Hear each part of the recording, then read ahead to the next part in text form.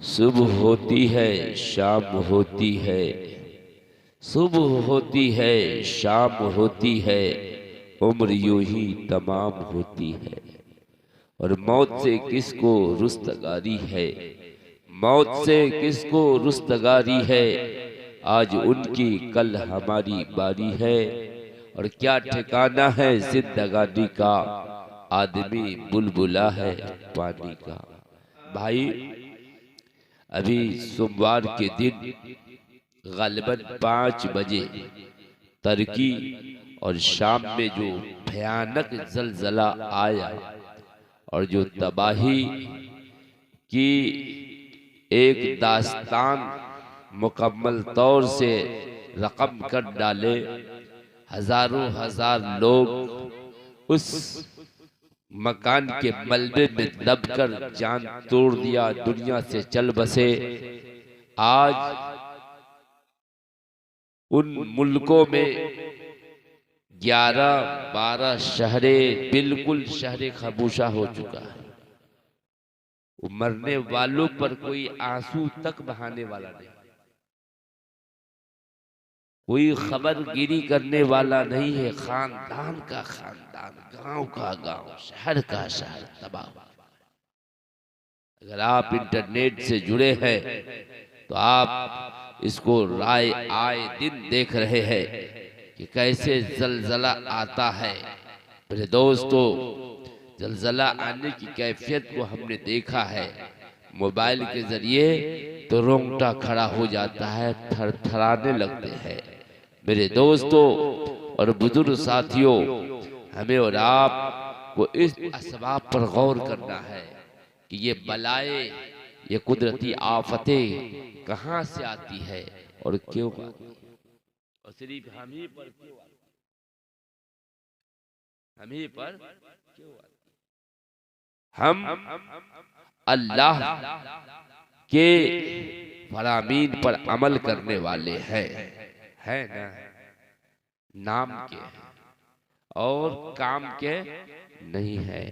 मेरे अजीजों, मेरे दोस्तों और बुजुर्गों, इन असबाब पर उलमा मशाइख ने जब गौर किया तो नतीजा यही उन लोगों के सामने उभर के आया कि हमारे गुनाहों की वजह से, हमारी बदियों की वजह से, हमारे पाप की वजह से, हमारे दुनिया में माविल होने की वजह से अल्लाह हमसे नाराज हो गया है, अल्लाह हमसे बेजार हो गया है।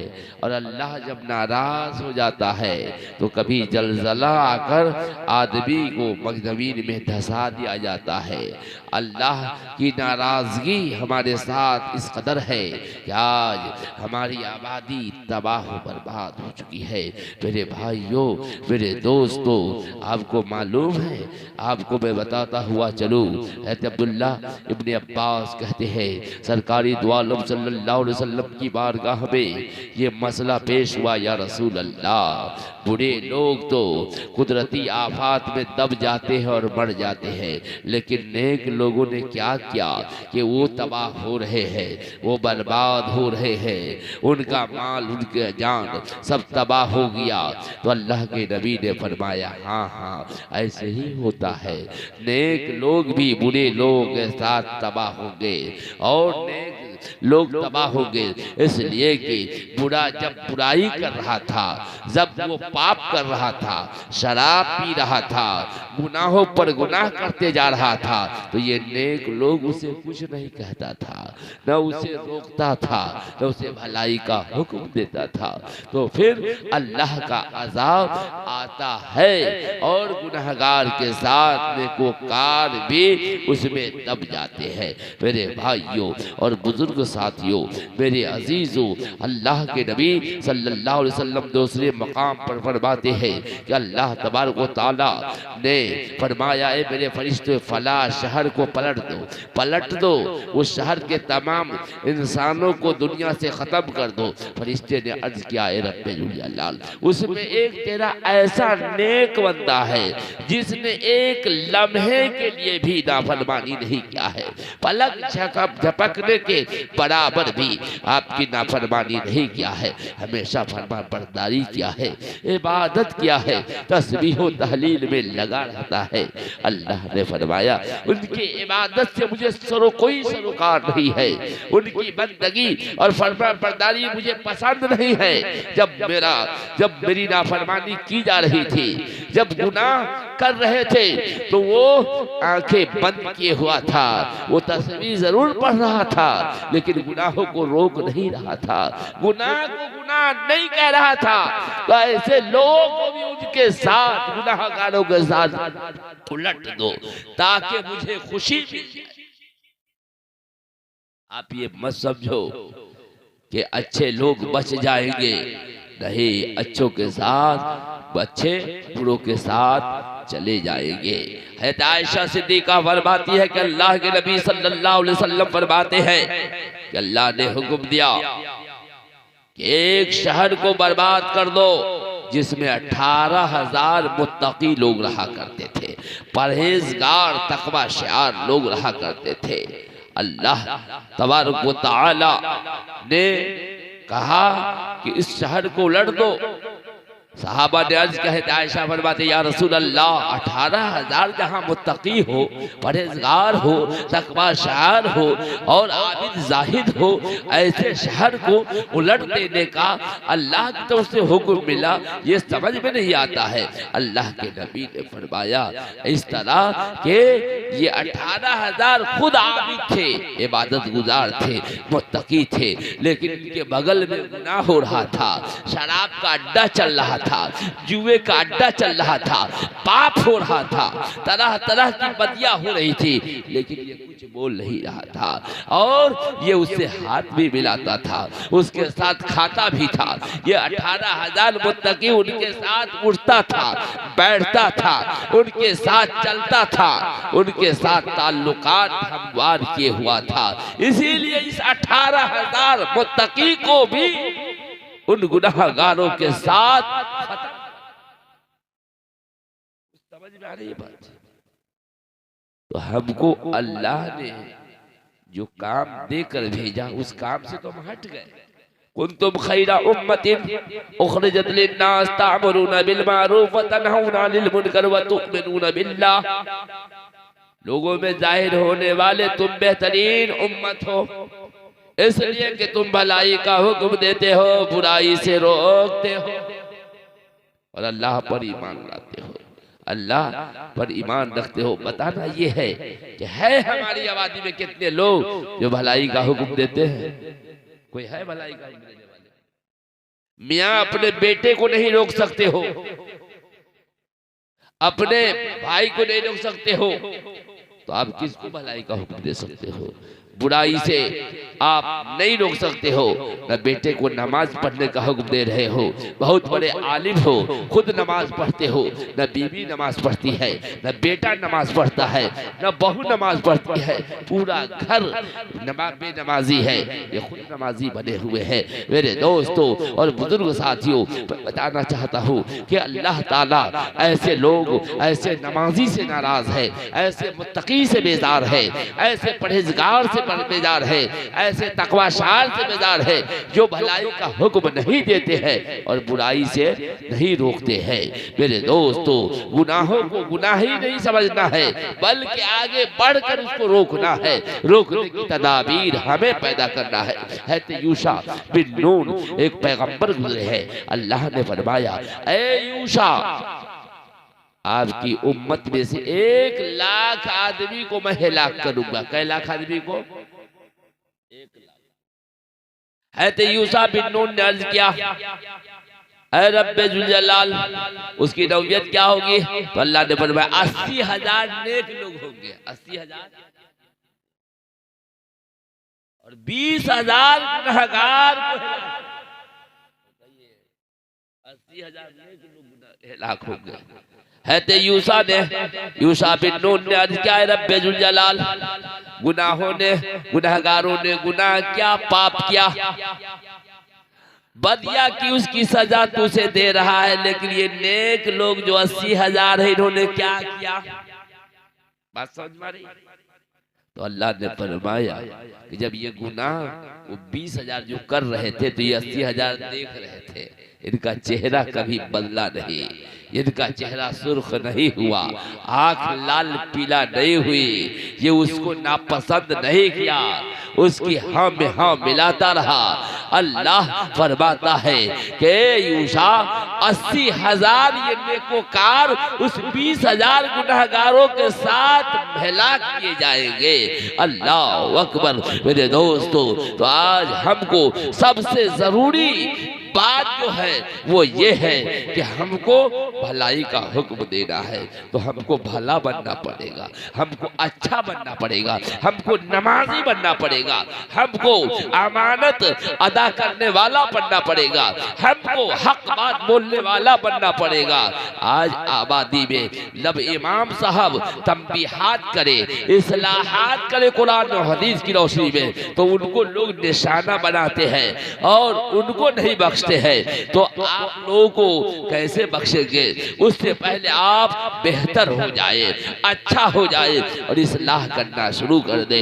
कसम खुदा की, अगर हम अपने रब की बारगाह में इस तरह पेश आएंगे, इस तरह हाजिर होंगे कि हम गुनाह को गुनाह कहने वाले, बदी को बदी कहने वाले, नेकी को नेकी कहने वाले, लोग गुनाहगार गुनाह करें, हम उससे बेजार हो, उससे अलल ऐलान दूर हो, उससे हम बाइकाट करें, उससे रिश्ता नाता हम खत्म करें, अल्लाह हमसे राजी हो जाएगा और अल्लाह हमें अजाब से बचा लेगा।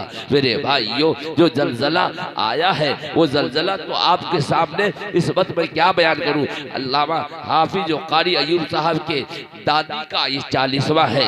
इंसान दुनिया से हर आदमी जाता है और जाने वाला अल्लाह का नेक बंदा होता है, इसलिए कि अल्लाह जिसके साथ प्यार करता है, मोहब्बत करता है, उसे अपने पास बुला लेता है। इस दुनिया से बेहतर वो दुनिया है जिस दुनिया में इनकी दादी गई है, उसको आलम बरज़ख कहते हैं। वहां भी एक दुनिया है। मेरे भाइयों, हमारे और आपके आका सैयद आलम जब इस दुनिया से जा रहे हैं, आपकी बारगाह में हज़रत सैयदना इस्राईल अलैहिस्सलाम एक अराबी की शक्ल में आते हैं, रब का हुक्म लेकर, रब्बे जलील की बारगाह से हुक्म लेकर आते हैं रूह कब्ज करने के लिए, और साथ में रब का सलाम लेकर आते हैं। दरवाजे पर अराबी एक देहाती की शक्ल में खड़े हैं। दरवाजा खटखटाया, हज़रत मखदूमा कायनात हज़रत फातिमा ज़हरा रसूलुल्लाह की लगते जिगर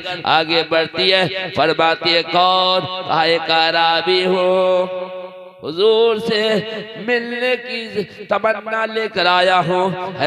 फातिमा ने कहा इस वक्त अब्बा जान की तबीयत नासाज है, मिलने की इजाजत नहीं है। चले जाते हैं, फिर लौट कर आते हैं और दरवाजे पर दस्तक देते हैं। फातिमा कहती है कौन? कहा वही अराबी हूँ। कहा कि इस वक्त मिलने की इजाजत नहीं है। फिर चले जाते हैं, जब तीसरी दफा आते हैं, दरवाजा खटखटाते हैं, फातिमा कहती कौन? कहा भैया अराबी। उससे पहले हमारे आका ने आंख खोला, गैबदान नबी ने इरशाद फरमाया बेटी फातिमा ये कौन है? कहा अब्बू जान, ये बार बार अपने आप को अराबी कहला रहे हैं, कह रहे हैं। कहा बेटी ये अराबी नहीं है, ये बाप को बेटी से जुदा करने वाले फरिश्ते हजरत इस्राईल अलैहिस्सलाम है। अगर तेरे बाप के दर की अजमत पेशे नजर नहीं होती तो तुमसे इजाजत भी नहीं लेते। ऐसे पहले इन्होंने किसी से इजाजत नहीं लिया है, न कयामत तक किसी घर में जाने के लिए इनको इजाजत की जरूरत है। ये तेरे बाप का घर है, तेरे बाप का दर है कि इजराइल बगैर इजाजत के अंदर भी नहीं आ सकते। ये दरबारे मुस्तफ़ा है, यहाँ इजराइलो मिकाईल और इसराफीलो जिब्राइल बगैर इजाजत अंदर नहीं आ सकते हैं। ये आका का शाहाना दर है हज़रत इजराइल के लिए। अल्लाह के नबी ने फरमाया बेटी दरवाजा खोल दीजिए। बेटी ने दरवाजा खोल दिया है। अल्लाह के नबी की बारगाह में हज़रत इजराइल आते हैं, सलाम पेश कर रहे हैं, सलातो सलाम पढ़ रहे हैं। आका करीब की बारगाह में खुदा का सलाम पहुँचाए हैं। अर्ज किया या रसूल अल्लाह अल्लाह। हज़रत इज़राइल अर्ज़ करते हैं या रसूल अल्लाह, आप अगर चाहे तो आपको की रूह कब्ज की जाए, और अगर ना चाहे तो आपकी रूह को मैं कब्ज नहीं कर सकता हूँ। रब की बारगाह से मुझे ये इजाजत मिली है कि मेरा हबीब अगर चाहे तो उनकी रूह कब्ज करना, और अगर ना चाहे तो रूह कब्ज ना करना। मेरे दोस्तों, अल्लाह के नबी ने फरमाया मेरी रूह को कब्ज करो, और जब रूह कब्ज करने लगे तो आधे जिस्म का रूह जब कब्ज हुआ, सरकार ने कहा रुक जाओ इज़राइल, मुझे बड़ी तकलीफ हो रही है, शिद्दत का दर्द हो रहा है, कुरहन हो रही है, चुभन हो रही है, मुझे बहुत दर्द हो रहा है। इज़राइल बताओ मेरी उम्मत की आप रूह कब्ज करते हो तो उनके साथ क्या कैफियत होती है। हज़रत इज़राइल अर्ज करते हैं या रसूल अल्लाह, अब तक हमने जितनी रूहें कब्ज की है जिसमें सबसे आसान और सहल तरीके से आपकी रूह कब्ज कर रहा हूँ, इससे ज़्यादा आसानी से मैंने अब तक किसी की रूह को कब्ज नहीं किया है। वो आपके मर्तबे के पेशे नज़र आप महबूब खुदा है। हज़रत जिब्रील इज़राइल से सरकार दो आलम ने पूछा, अल्लाह के नबी ने पूछा, काए करीम ने पूछा, ए इज़राइल तो मेरी उम्मत की रूह कब्ज करते हो तो उसकी कैफियत क्या होती है। हज़रत इज़राइल कहते हैं या रसूल अल्लाह, 70,000 तेज तलवार के तेज धारों से आपके किसी पर पैर पर वार किए जाए, काटे जाए, और उससे जो दर्द होती है उससे भी 1000 गुना ज्यादा आपकी उम्मत की रूह कब्ज होती है, तो उसे दर्द होती है, उसे चुभन होती है, उसे तकलीफ होती है, उसे दर्द होता है, उसे बहुत बेचैनी होती है। अल्लाह के नबी की आंखें नमनाक हो जाती है, आंखें तर हो जाती है, और उस हालत में उम्मत का ख्याल आ रहा है। जागने के वक्त माँ को बेटे का ख्याल नहीं होता है, बाप को बेटे का ख्याल नहीं होता है। कौन ऐसा दुनिया का इंसान है जो जागने के वक्त किसी का ख्याल करे, लेकिन वाहिद करीम आका आपकी उम्मत का ख्याल आपको इस कदर सता रहा है। आका करीम रोने लगते हैं और कहते हैं इज़राइल मेरी रूह को आप कब्ज नहीं कर सकते हो जब तक कि रब की बारगाह से ये गारंटी और जमानत लेकर ना जाओ कि क़यामत तक मेरी उम्मत की जो रूहें कब्ज होगी और उनको जितना दर्द होगा जाकनी के वक्त, जितनी दिक्कतें होगी, जितनी तकलीफ होगी, इस वक्त मुझको दे दिए जाए। जो भी दर्द हो जाकनी के वक्त मेरी उम्मत जो क़यामत तक रूहें कब्ज होगी, जो भी परेशानी हो, जो भी चुभन हो, वो मुझे दे दिया जाए। उम्मत का दर्द मुस्तफ़ा खुद अपने ऊपर ले रहे हैं। कहा जिब्रील आप मेरी रूह नहीं कब्ज कर सकते हो जब तक कि ये बात पास करा कर नहीं ले आओ रब की बारगाह से। हजरत इज़राइल है रब की बारगाह में अर्ज करते हैं ऐ रब्बे जुल जलाल तेरे हबीब ने शर्त लगाया है। अल्लाह ने फरमाया मेरे हबीब से कह दीजिए कि आपकी उम्मत की रूह कब्ज होगी तो आपकी उम्मत को पता भी न चलेगा, रूह कब्ज हो जाएगी।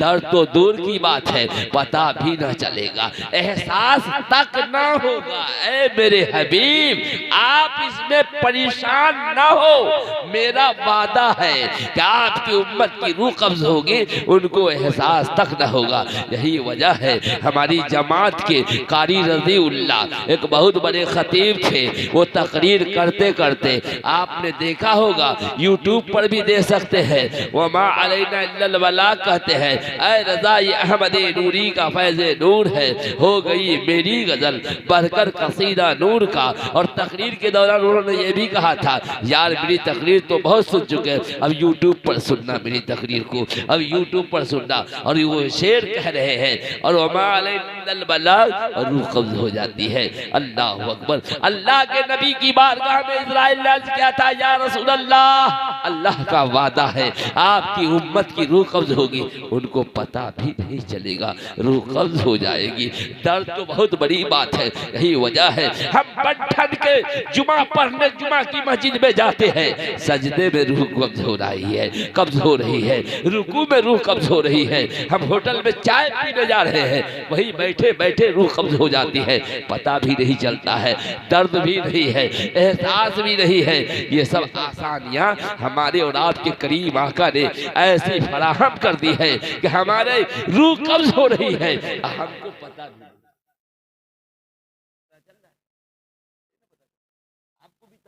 अभी तो हमारे साथ थे, क्या हुआ? चंद सेकंड में रूह खत्म, ऐसा होता है।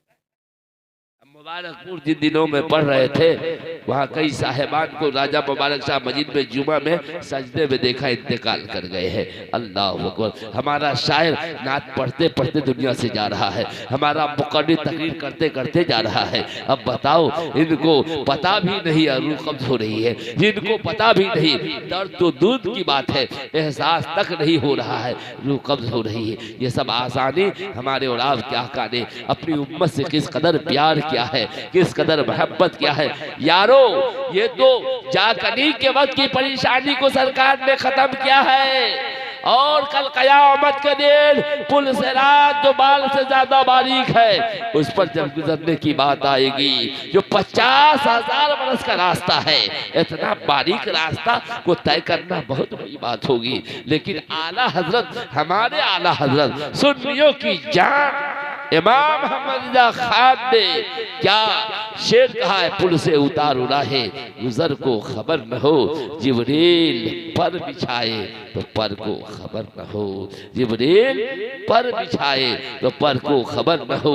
या आला हज़रत लिखते हैं, चूंकि जब आका सिदरा में जब आगे बढ़ने लगे, जिब्रील को कहा, जिब्रील आज मैं वहां जा रहा हूँ जहाँ कोई अंबिया नहीं गए, कोई रसूल नहीं गए, कोई फरिश्तगान नहीं गए, मैं वहां जा रहा हूँ। हज़रत जिब्रील से कहा कि कोई आरज़ू है, कोई ख्वाहिश है तो आप पेश करो। हज़रत जिब्रील ने अर्ज किया कि अल्लाह के नबी ये दरख्वास्त मंजूर करा कर ले आए कि कल क़यामत के दिन जब आपकी उम्मत पुल से रात से गुजरे तो मैं अपना पर बिछा दूं, आपकी उम्मत गुजर जाए, आपकी उम्मत को खबर भी ना हो। कहिए सुभान अल्लाह। जिब्रील ने ये अर्जी सरकार की बारगाह में अर्ज किया, अल्लाह ने मंजूर भी कर लिया।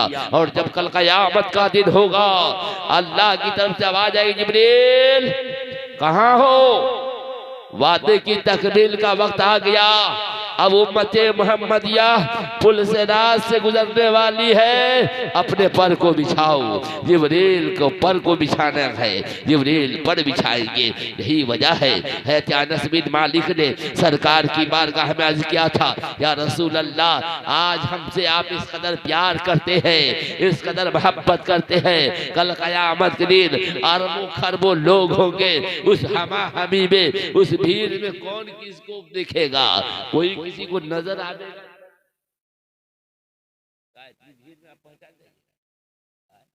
अजमेर शरीफ में जब 20 लाख 10 लाख का मजमा होता है तो उसमें लोग नहीं पहचानते। अव्वलीन आखिरीन जमा हो गए मेरे आका, तो वहां आप मुझे कहां मिलेंगे? बता दीजिए। अल्लाह अकबर। लगता है हमारे आका सब कुछ देख रहे हैं, गैब ना नबी सब कुछ देख रहे हैं, देख कर बता रहे हैं। हम बम्बे नहीं गए, बम्बे के किसी मोहल्ले की निशानदेही अरे यूं को नहीं कर सकते, वही कर सकता है जो उनका देखा भाला होगा। बहरे गए अल्लाह के नबी ने फरमाया, अनस परेशान होने की क्या जरूरत है, अरबों खरबों लोग होंगे लेकिन मुझे तलाशना होगा, 3 ही जगह हम मिलेंगे। कहिए सुभान अल्लाह। 3 जगह मिलेंगे। पहली जगह हौज़े कौसर, जहाँ अपने प्यासी उम्मत को हम हौज़े कौसर खुद पिलाते होंगे। अल्लाह कैसे करीम आका है जो साक़िए कौसर होंगे, कौसर का जाम अल्लाह के नबी अपनी उम्मत को पिलाएंगे। है अनस, हम आपको हौज़े कौसर के पास मिलेंगे, अगर वहां ना मिले तो मीज़ान पर जहां उम्मत के अमल तौले जा रहे होंगे वहां हम आपको मिलेंगे। कहा या रसूल अल्लाह, अगर वहां ना मिले, कहा कि पुल से रात में हम आपको मिलेंगे, जहां मेरी उम्मत गुजर रही होगी वहां मैं आपको मिलूंगा। ये 3 मकामात है महशर में कि मुझे तलाश लेना, ऐ उम्मते मोहम्मदिया के गयूर सुन्नी मुसलमानों, आप भी अपने आका को कल महशर में तलाशने के लिए ज्यादा जोर नहीं लगाना पड़ेगा, माथा पेची नहीं करना पड़ेगा, पता लगाना पुलसिरात कहाँ है, वहां पहुंच जाना, वहां ना मिले मीज़ान पर पहुंच जाना, जहां आमाल तौले जा रहे होंगे, वहां अगर आका करीब ना मिले हौज़े कौसर के पास चला जाना। सरकार फरमाते हैं यही 3 जगह हम आपको मिलेंगे। बात समझ में आई ना? तो आकाए करीब जो उम्मत के जा करने की सारी तकलीफ को अपने ऊपर लेने के लिए अल्लाह की बारगाह में अर्जी पेश करे और अल्लाह अपने हबीब की दरख्वास्त को कबूल फरमाकर अपने हबीब के सदक़े में हमारे जा करने की तमाम तकलीफ को दूर कर सकता है। कल क़यामत के दिन हमारे जितने गुनाह होंगे, जितने हमारी बदिया होगी, हम जो कुछ होंगे, लेकिन नबी पाक के सदक़े में हम माफ किए जाएंगे। मेरे दोस्तों, यही वजह है कि जब मेराज में अल्लाह ने फरमाया है हबीब हमने आज खुद आपको सब कुछ दिया है, नमाज तोहफे में अपने से दिया, आप भी तो कुछ मांगिए, आप मांगिए कुछ, हम खुद अपने से दे रहे हैं। आप अल्लाह के नबी ने जो मांगा वो क्या मांगा? कहा या अल्लाह अस्सालिहून लक, मेरी उम्मत के सालेह को तू ले ले, वल तालिहूना ली, और जितने गुनहगार मेरी उम्मत में है वो मुझे दे दे। कहिए सुभान अल्लाह, सुभान अल्लाह। अल्लाह के नबी ने फरमाया कि ऐ अल्लाह तू कह रहा है कि मांग, तो मैं मांग रहा हूँ। जितने अच्छे हैं मेरी उम्मत में, मतलब ये है कि अखियार को तू ले ले, औलिया को तू ले ले, अख्ताब को तू ले ले, सारे सहाबी को तू ले ले, तलहा और जुबैर को तू ले ले, सादो शहीद को तू ले ले, मेरी उम्मत के उलमा और सुलहा को तू ले ले, और जितने गुनहगार है मेरी उम्मत में वो मुझे छोड़ दे, वो मुझे छोड़ दे, वो मुझे दे दे। अल्लाह अकबर। इसीलिए तो अल्लामा हसन रज़ा बरेलवी कहते हैं ढूंढा ही करे सदरे क़यामत के सिपाही, ढूंढा ही करे सदरे क़यामत के सिपाही, वो किसको मिले या रसूल अल्लाह जो तेरे दामन में छुपा हो, वो किसको मिले जो तेरे दामन में छुपा हो। और आला हज़रत लिखते हैं पेश हक मुज़दा शफाअत, क्या सुनाते जाएंगे आप रोते जाएंगे, हमको हंसाते जाएंगे। रूसते दी है खुदा ने दामने महबूब में, जुर्म खुलते जाएंगे और वो छुपाते जाएंगे। अल्लाह की बारगाह में दुआ है रब्बे जलील मरहूमा को करवट करवट जन्नत अता फरमाए। हम जिंदों का मुर्दों पर बहुत ज्यादा हक है, बहुत बड़ा हक है, और हक यही है कि गुजर जाए तो जो मुर्दे हैं उनके लिए हम सदका करते रहे, खैरात करते रहे, दुआ करते रहे।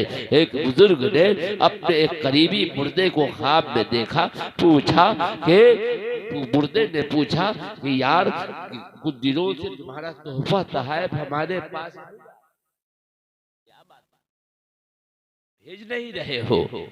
तो जिंदा ने कहा ख्वाब में कि आपको इस सब से क्या जरूरत है, ये सब क्या आपको हाजत है। तो उस मुर्दे ने कहा कि अगर जिंदा ना होते, जिंदा के तोहफा तहफ़ सदका और खैरात नवाफिल नहीं होते तो मुर्दा कब्र में तबाह हो जाता, हिलाक हो जाता, बर्बाद हो जाता।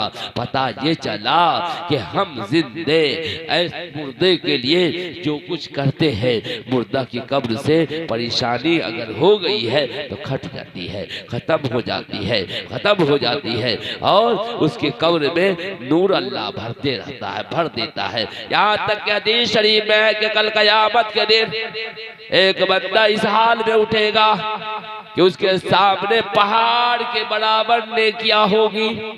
वो बंदा अर्ज करेगा रब्बे जुल जलाल मैं इस लायक नहीं था कि इतनी नेकी मैंने नहीं किया था, ये नेकी कहाँ से आ गई। तो अल्लाह फरमाएगा मेरे बंदा तू सच कहता है, लेकिन अपने बाद जो तूने नेक बेटा छोड़ा, नेक पोता छोड़ा, तेरे खानदान में नेक लोग गुजरे हैं जो तेरे लिए दुआ करते रहे, सदका करते रहे, नवाफिल पढ़ के तुझे बख्शते रहे, तेरे नाम से उम्रा किया, तेरे नाम से हज बदल फजल करवाया, तेरे नाम से हमेशा वो कार्य खैर करता रहा तेरे सवाब के लिए। ये उनकी दी हुई नेकी है जिसको मैंने हुक्म दिया फरिश्ते को जमा कर लो।